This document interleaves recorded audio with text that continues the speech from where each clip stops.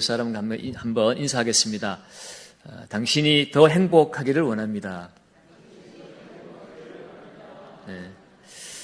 우리의 행복을 위해서 하나님은 오늘도 이곳에 함께 하십니다. 하나님의 말씀이 성경을 통해서 오늘 우리에게 생생히 들려질 때에 우리는 세상에서 찾을 수 없고 경험할 수 없는 행복을 맛보게 될 것입니다. 오늘 이 밤에도 말씀을 통하여 기도를 통하여 우리를 만나 주시는 그 주님의 복된 은혜를 마음껏 누리시기를 주의 이름으로 축원합니다. 오늘 본문의 말씀은 예수님께서 변화산에서 내려오실 때에 그 산 아래에서 이루어진 일에 대해서 말씀하고 있습니다. 예수님이 산 위에서 영광스러운 모습으로 변형되어졌을 때에 한 번도 만나보지 못했던 구약의 대표자들이죠. 모세와 엘리야까지 함께 영광스러운 모습으로 대화를 나누시는 그 모습을 베드로가 보고 황홀경에 빠져서 정신없는 말을 짓거리고 있을 때에 그와는 달리 산 아래에서는 비참한 일들이 이루어지고 있습니다. 한바탕 소동이 일어나고 있었습니다. 어떤 사람이 하나밖에 없는 외아들을 예수님께 데려오고자 했습니다. 그 이유는 그 하나밖에 없는 외아들이 귀신이 들려서 고통을 당하고 있었습니다.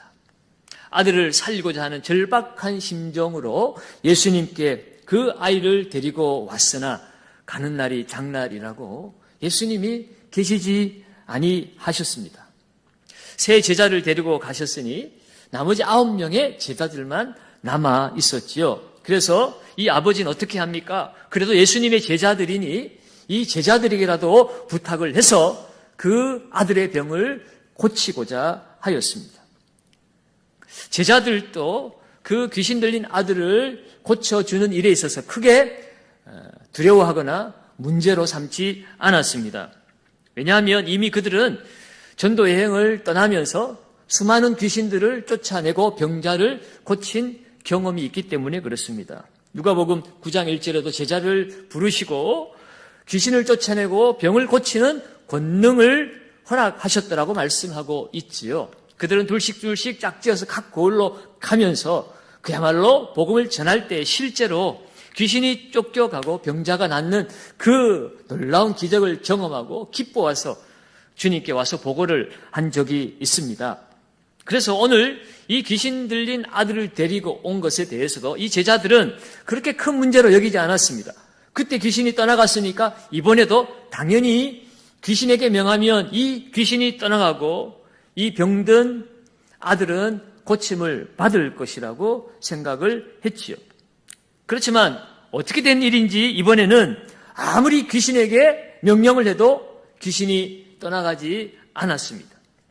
더 이상 능력이 제자들로부터 나오지 않았습니다. 호령을 해도 눈을 똑바로 쳐다보고 째려보아도 이번에는 전혀 눈도 깔지 않고 도망가지도 않습니다. 9명이 그러면 우리가 힘을 합쳐서 한 번에 용을 쓰고 한번 큰 소리로 외쳐보자 하고 9명이 함께 소리쳐 보았어도 전혀 귀신은 요동하지 않았습니다. 결국 예수님이 오실 때까지 그들이 아무리 애를 쓰고 용을 써 보았고 큰 소리로 외쳐 보았지만 귀신은 떠나가지 않았습니다. 그래서 예수님이 오시자 이 아이의 아버지는 절박한 마음으로 주님께 달려가서 이야기합니다. 40절에 당신의 제자들에게 내쫓아 주기를 구하였으나 그들이 능히 못하더이다. 그들이 그것을 능히 할 수 없더이다. 그것을 할 만한 능력이 없더이다.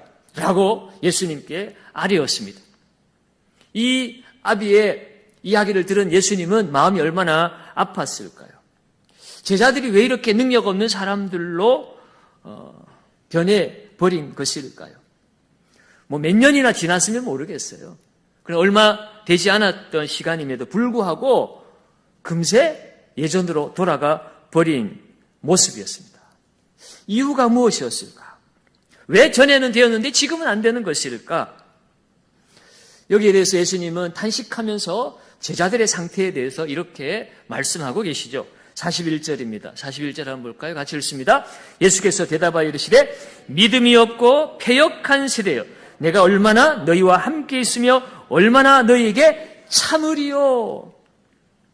지금 이 제자들은 이 세대의 사람들과 전혀 다를 바 없는 그런 제자들이 되었다라고 말씀하고 있습니다. 믿음이 없고 패역한 세대의 그 사람들의 모습이 오늘 이 제자들의 모습과 다를 바가 없이 되었다는 것이에요. 예수님은 지금까지 제자를 부르시고 그 제자들의 믿음이 성숙하기를 간절히 기대하셨습니다. 믿음의 큰 사람들이 되어서 앞으로 장차 이루어질 그 하나님의 나라에 이들이 기둥같이 쓰임받기를 주님은 간절히 기대하고 그들과 함께 동거하며 그들을 가르치셨지요. 그들에게 믿음을 심어주었습니다. 그런데 지금 보니 이 제자들의 믿음은 조금도 성장하지 못했습니다. 이 제자들의 상태, 병행구절인 마태복음 17장에는 좀 더 자세하게 기록이 되어 있습니다. 상황이 끝난 이후에 제자들도 창피했던지 예수님께 조용히 찾아와서 예수님 앞에 질문을 합니다. 왜 자기들은 못 고쳤느냐는 거죠. 마태복음 17장 19절에 이렇게 나와 있어요. 이때 제자들이 조용히 예수께 나와 이르되, 창피하니까 그냥 조용히 와서 예수님 앞에 물어보는 것입니다. 도대체 무슨 일이 일어난 겁니까? 전에는 되었는데 지금은 왜 안 되는 것입니까? 왜 우리는 이번에는 하지 못했을까요? 이유가 무엇입니까? 라고 그렇게 주님 앞에 질문을 하였습니다. 이에 대해서 예수님이 말씀을 하시는데 마태복음 17장 20절입니다. 예수님이 이 제자들이 가진 문제가 무엇이었는지 다시 한번 읽습니다. 이르시되 너희 믿음이 작은 까닭이니라. 진실로 너희에게 이르노니 만일 너희에게 믿음이 겨자씨 한 알만큼만 있어도 이 산을 명하여 여기서 저기로 옮겨지라 하면 옮겨질 것이요 또 너희가 못할 것이 없느니라. 아멘. 이들이 못할 것이 없는 사람들임에도 불구하고 산을 옮길 수 있는 그런 능력을 가질 수 있는 사람들임에도 불구하고 그렇게 하지 못한 이유는 겨자씨 한 알만큼의 믿음도 없었기 때문이라고 말씀하고 있습니다. 여러분, 믿음이 있기는 있어도 겨자씨 한 알만큼도 없다는 거예요. 이 말은 아예 믿음이 없다는 것이죠. 여러분, 겨자씨 한 알의 크기를 아시죠? 볼펜으로 종이에다가 점을 하나 딱 찍으면 그 조그만 것이 겨자씨의 크기입니다. 그런데 그 점 하나 되는 그 크기의 믿음도 지금 제자들에게는 없다. 그것이 문제다라고 말씀하고 있습니다. 그렇다면 지난번에 귀신들을 쫓아낼 때 그때 그 제자들은 어떤 상태였습니까? 그때는 믿음이 있었던 것일까요? 여러분, 오늘 이러한 상황들의 변화들을 바라보고 성경의 여러 곳을 우리가 찾아서 읽어볼 때에 우리가 깨닫는 것이 하나 있습니다. 그것은 하나님께서 어떤 목적을 이루시기 위해서 일시적으로 능력의 은사를 베푸실 때가 있지만 그러나 그 사람의 상태에 따라서 그 사람이 주님을 진정 사랑하지도 않고 신뢰하지도 않으면 그 능력을 잘못 사용할 수도 있고 또 그 능력이 떠나갈 수도 있다라는 것입니다. 그래서 정말 믿음 좋은 사람인 줄 알았는데 그 행하는 능력만 보고는 하나님이 정말 쓰시는 사람인 줄 알았는데 나중에 보면 그 능력 때문에 패망하는 사람이 있죠. 오히려 하나님을 배반하고 자기가 하나님이 되려고 하다가 이단 교주가 되는 사람들도 있습니다. 여러분, 겨자씨 한 알만큼의 믿음은요, 내가 스스로 애를 쓰고 노력해서 얻을 수 있는 믿음이 아닙니다. 내가 많은 노력을 기울이고 또는 무슨 훈련을 쌓아서 만들어지는 것이 아니라는 거예요.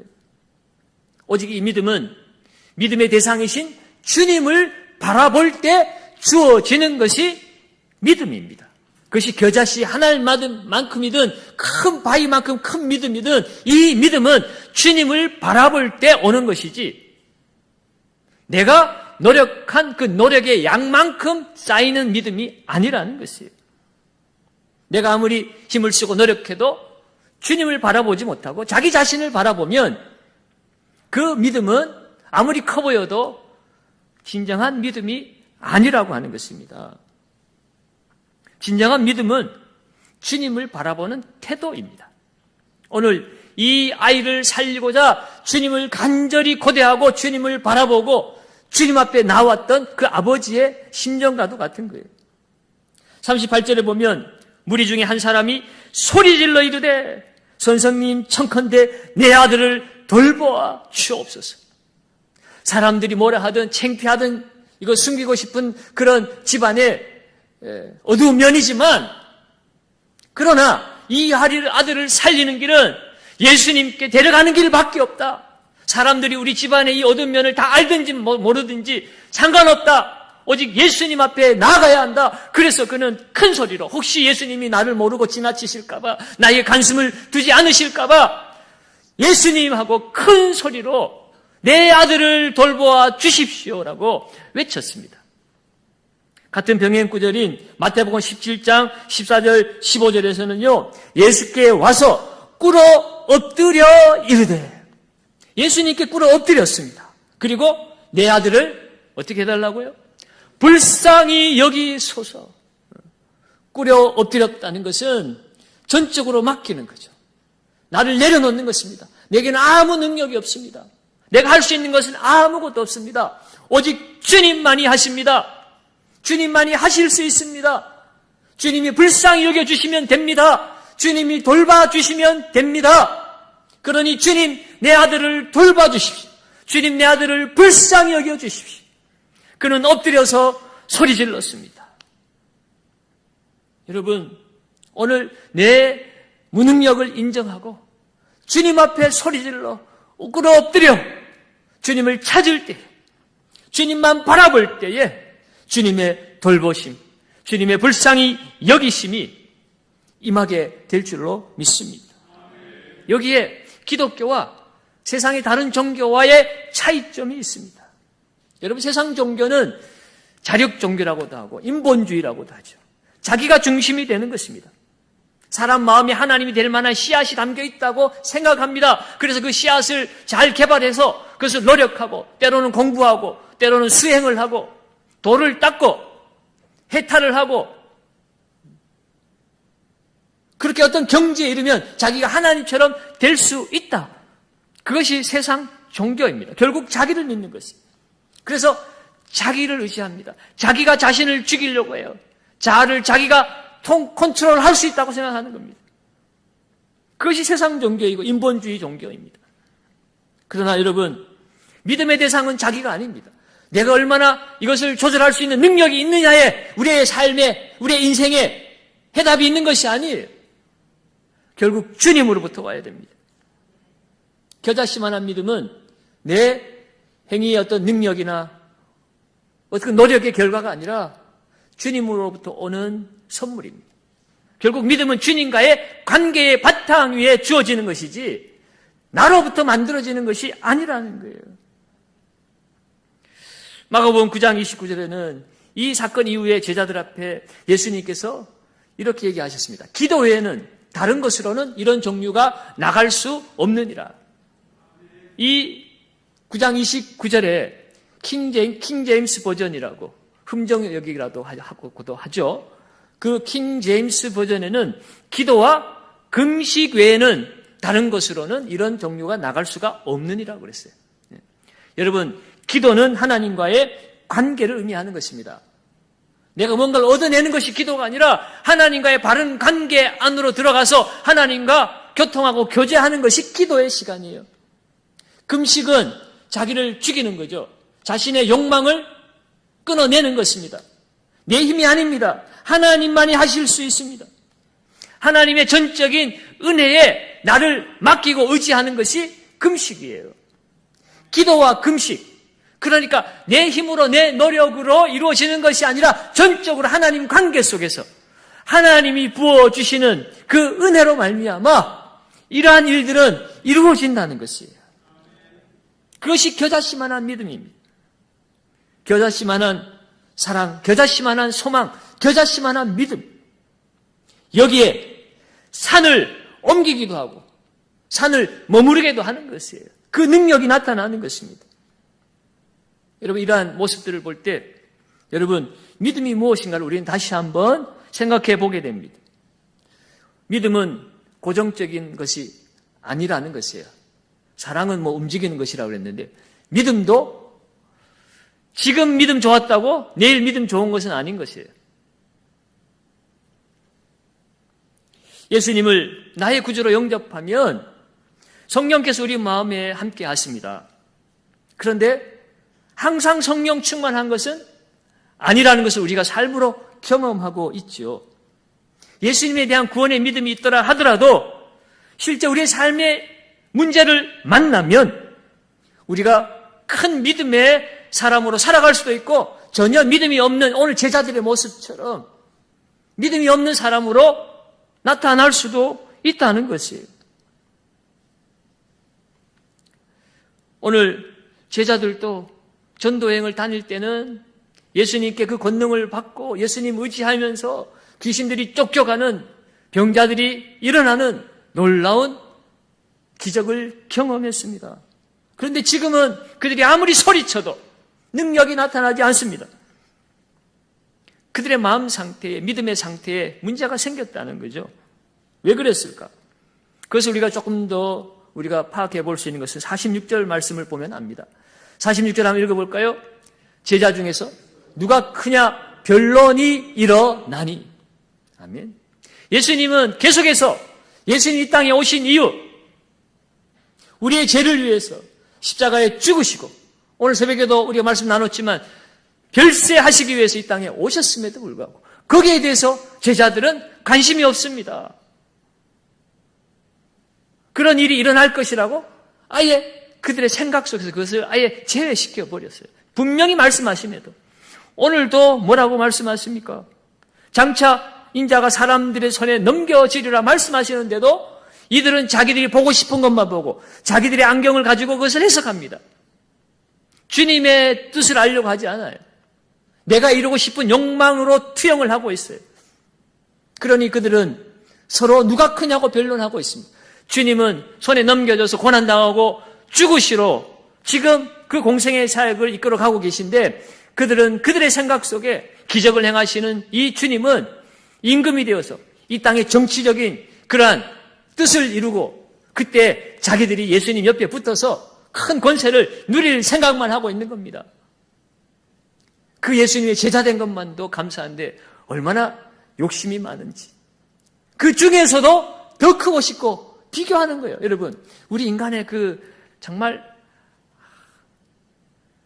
뭐라고 해야 되나요? 갑자기 표현이 안 돼. 정말 혀가 찰노릇이죠. 은혜를 입었어도 조금 전에 그 은혜를 잊어버리고 감사를 잊어버리고 지금 이 순간 지금 옆 사람하고 비교해가지고 조금 처지는 것도 용납 못하는 그런 옹졸하고 치졸한 그것이 우리 인간이에요. 저도 그럴 것 같아요. 목사끼리 모아놓으면 또 목사끼리 비교하고 성도끼리 비교하고 생긴 것 가지고 비교하고 가진 것 가지고 비교하고 재능 가지고 비교하고 남이 좀 잘하면 박수 쳐주고 좋아해줘야 되는데 박수 쳐주기는 싫고 그저 나만 주목받고 싶고 그것이 인간의 모습인 것을 오늘 제자들이 적나라하게 보여주고 있습니다. 구원받은 것만도 감사했는데 저 갈릴리 촌동네에서 밤새 고기 잡고 먹고 살기 힘든 인생에게 예수님이 정말 그들의 생각대로 이 나라를 뒤집어 풀 임금께서 그 많은 사람 중에 잘난 사람, 배운 사람, 똑똑한 사람 다 내버려 두고 나 같은 사람 집어서 제자 삼아 주셨으면 그것만 생각해도 감사한 일인데 지금 이것 가지고 내 옆에 있는 사람이 나보다 한 자리 더 올라갈까 봐 그게 두려워가지고 또 지금 서로 티격태격 싸우고 있는 것이 오늘 저와 여러분들의 모습이라는 거예요. 제자들은 우리를 대표해서 보여주는 겁니다. 결국 그것이 그들이 믿음 없는 사람으로 만들어버린 것이에요. 주님의 뜻을 쫓아 복음을 전하고 이 땅 가운데 하나님의 나라를 이루는 일에 그들의 관심이 있는 것이 아니라 내 욕망을 이루고 내 원하는 것을 채우는 것.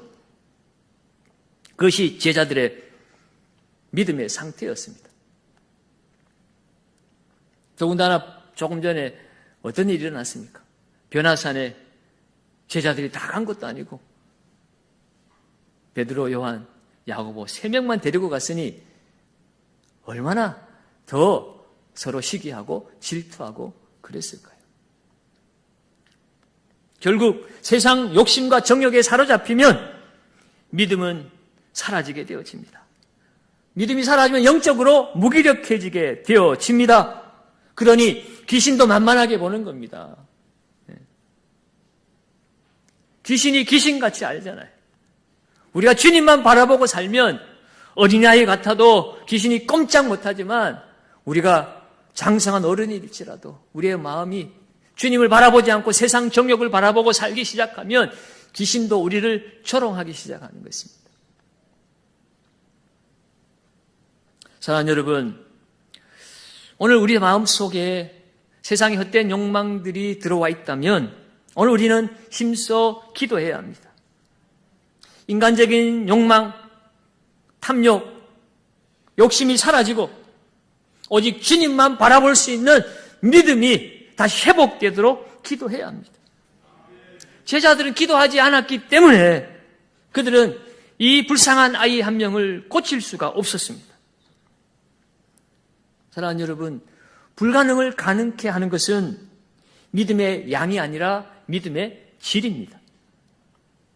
하나님의 능력을 향한 믿음이라면 믿음의 양이 많든 적든 상관없습니다.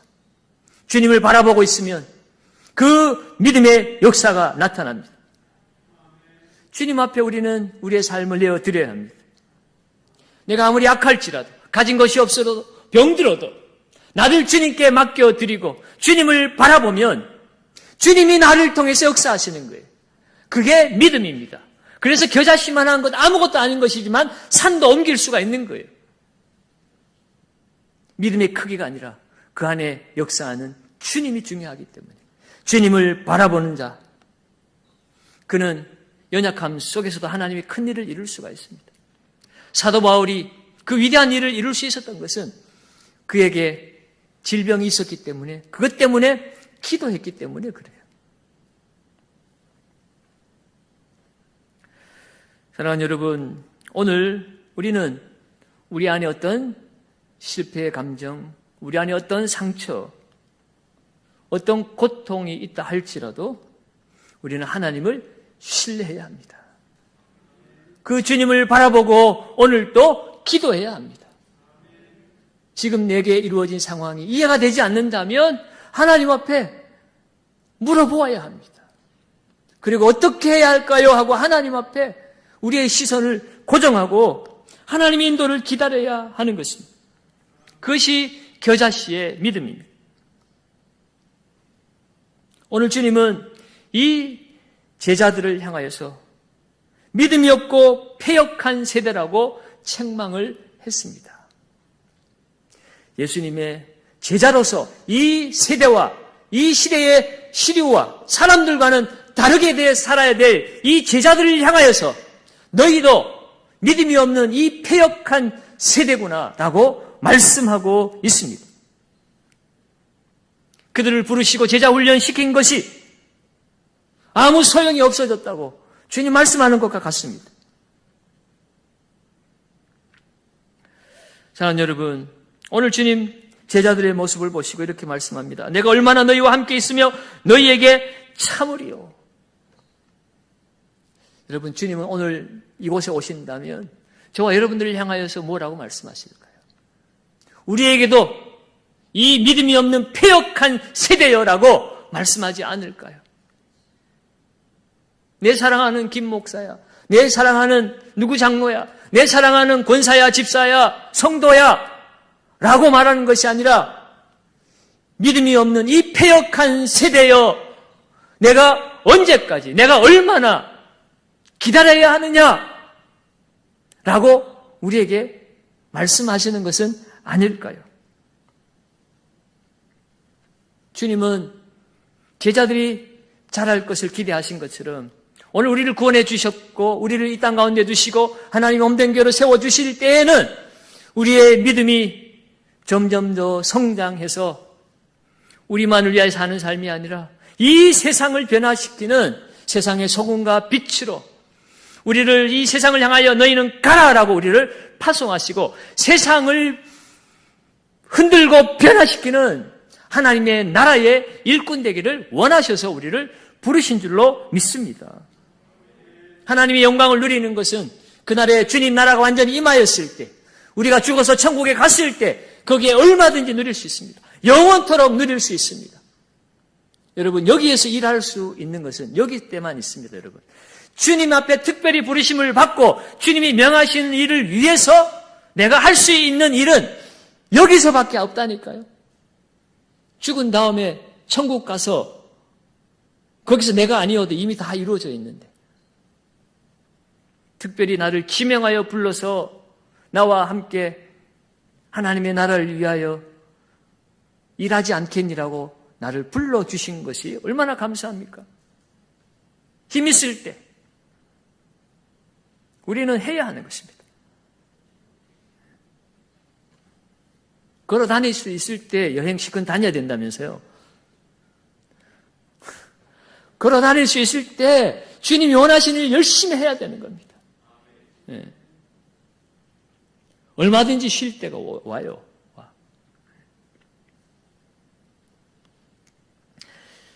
오늘 우리는 우리를 사랑하시는 그 주님의 사랑 앞에, 또 우리를 복되게 하시는 그 주님의 복된 주님의 은혜 앞에 우리는 신뢰하고 맡겨야 되는 것입니다. 내가 희생하고 내가 손해보면 내가 뒤처지는 것 같은 것은 내 생각이고, 어제 김한여 목사님, 내 외아들을 바치면 하나님께서 역사하신다고 그러잖아요. 우리는 아무것도 할 수 없는 연약하고 초라한 사람들입니다. 어쩌면 겨자씨만도 못한 믿음을 가지고 살아가는 사람들입니다. 그럼에도 불구하고 오늘 우리의 처진 상황 속에서 주님을 바라보고 주님이 원하시는 삶을 살기를 원합니다 라고 기도하며 나아갈 때 주께서 은혜를 베풀어 주실 줄로 믿습니다. 여러분, 믿음은 하나님의 선물이라고 그랬어요. 에베소서 2장 8절에 너희는 그 은혜에 의하여 믿음으로 말미암아 구원을 얻었나니 이것은 너희에게서 난 것이 아니요 하나님의 무엇이라고요? 선물이니라. 이는 누구든지 자랑하지 못하게 하려 하심이니라. 우리가 믿음이 있다면 하나님의 선물입니다. 내가 다른 사람들보다 믿음이 더 좋아서 목사가 된 게 아니에요. 하나님이 선물로 겨자씨만한 믿음 주셨는데 그 겨자씨만한 믿음을 하나님이 귀하게 여기시고 나에게 주님의 나라를 섬기고 교회를 섬기라고 귀한 직분을 주신 것이에요. 우리가 하나님의 그 은혜 앞에 기대어 살아갈 때 주님은 우리에게 다시 믿음을 회복시켜 주실 줄 믿습니다. 그리고 우리의 연약함을 돌보시고 우리를 불쌍히 여겨주시고 우리를 고쳐주실 줄 믿습니다. 여러분, 오늘 이 아들의 병든 모습을 고치기 위해서 주님 앞에 엎드려 소리 질렀던 이 아비의 간절함을 주님께서 들으셨어요. 그리고 그 아들을 고쳐주셨습니다. 여러분, 오늘 이 놀라운 일이 산 위에서 이루어진 것이 아니라 산 아래에서 이루어졌습니다. 하나님의 영광이 산 위에 나타나서 황홀경에 취해서 여기가 좋사오니 여기에 초막 짓고 여기서 영원히 삽시다. 그것이 베드로의 정신없는 소리였지만 오늘 땅을 살아가는 우리들의 정신없는 소리일 수도 있어요.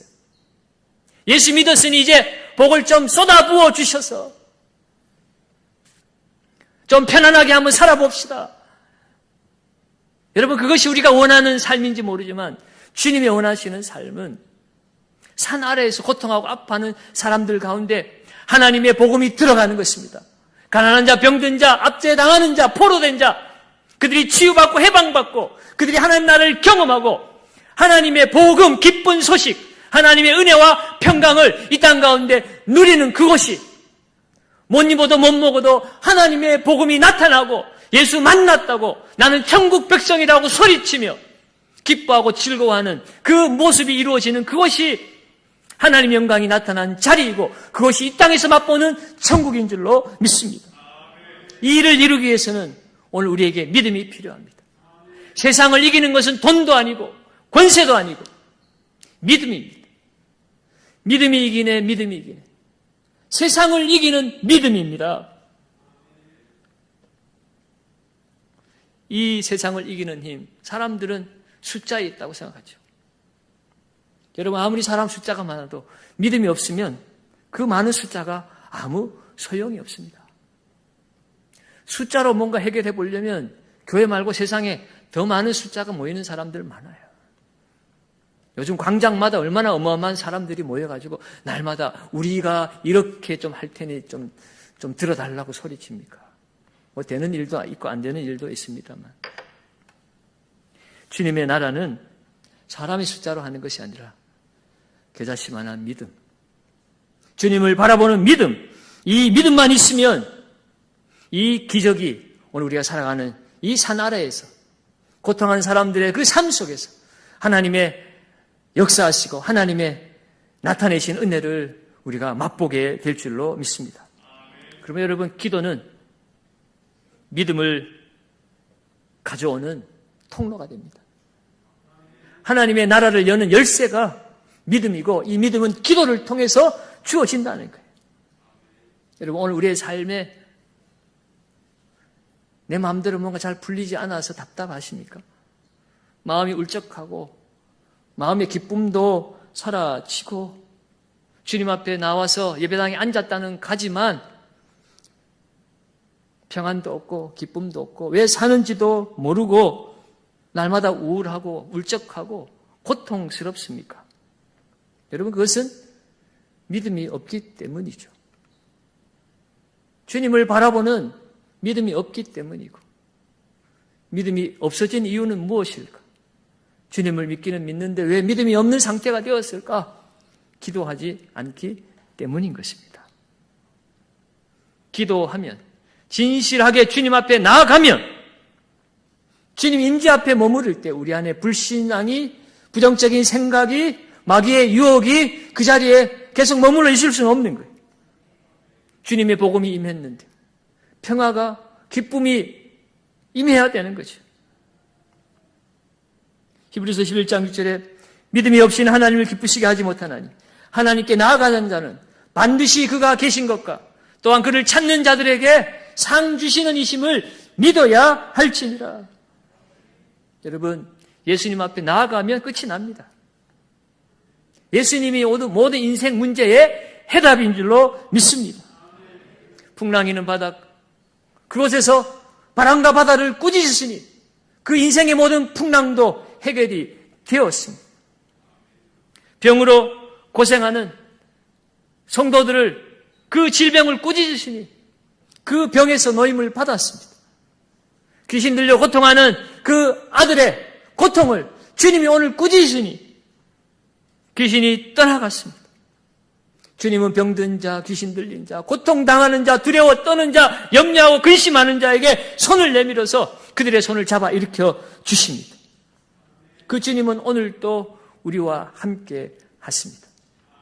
임마누엘, 하나님이 우리와 함께 계시도다. 예수 그리스도를 통하여 하나님이 우리와 함께 계시게 되었습니다. 하나님이 나와 함께 계시다면 이제는 하나님을 보아야지. 그리고 하늘로부터 오는 능력을 덧입어서 오늘 살아가는 이 땅에서 천국을 이루어가야 합니다. 하늘의 영광을 이곳에서 우리는 맛보며 살아가야 합니다. 오늘 이 밤에 주님 앞에 나아가서 우리의 시선을 주님의 그 보좌 앞에 맞추고 주의 영광이 오늘 이 고통하는 우리의 삶의 현장에 임하여서 질병이 떠나가고 귀신이 떠나가고 마음의 기쁨이 찾아오고 하나님의 영광이 머무르는 저와 여러분들의 삶이 되어지시기를 예수님의 이름으로 축원드립니다.